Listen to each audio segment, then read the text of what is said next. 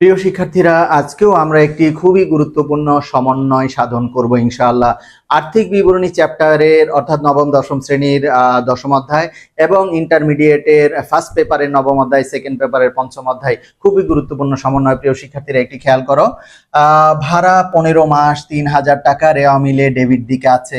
রেওয়া মিলের ডেবিট দিকে আমরা জানি ভাড়া যদি ডেবিটে থাকে তাহলে অবশ্যই এটি আমাদের একটি ব্যয়, আমাদের একটি খরচ। তাহলে ভাড়া 15 মাসের 3000 টাকা। প্রিয় শিক্ষার্থীরা, আমাদের অঙ্ক হচ্ছে 12 মাসের বা 1 বছরের।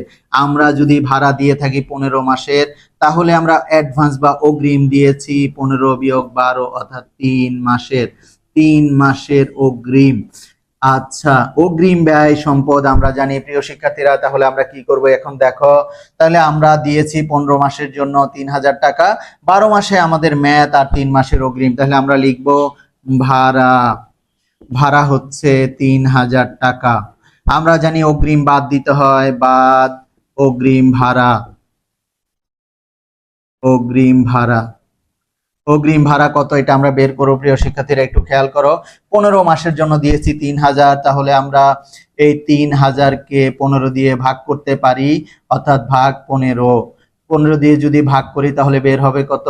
15 দুগুণে 30 অর্থাৎ 2, আর এই 2 শূন্য বসিয়ে দিলে হয়ে যাবে অর্থাৎ 200 টাকা। এবার 3 মাসের অগ্রিম, এই 200 কে আবার যদি 3 দিয়ে গুণ করি তাহলে 600 টাকা। এভাবেও তোমরা করতে পারবে।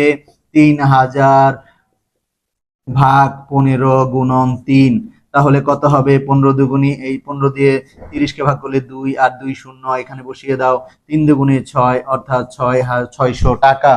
ওকে প্রিয় শিক্ষার্থীরা, তাহলে অগ্রিম ভাড়া হচ্ছে 600 টাকা আমরা পেলাম।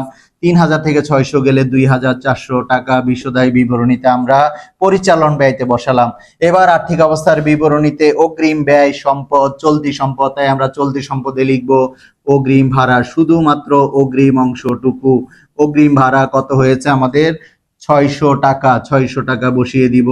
অগ্রিম ভাড়া 600 টাকা। ওকে প্রিয় শিক্ষার্থীরা, প্রত্যেকটি সমন্বয় কমপক্ষে 2 বার হবে। রেওয়া মিলের প্রতিটি আইটেম সর্বোচ্চ 1 বার যাবে। ওকে, আশা করছি তোমরা এই সমন্বয়টি বুঝতে পেরেছো। এরপরে আবার কোনো সমন্বয় নিয়ে তোমাদের সামনে আবার হাজির হব। সে পর্যন্ত তোমরা ভালো থাকবে ইনশাআল্লাহ। আল্লাহ হাফেজ।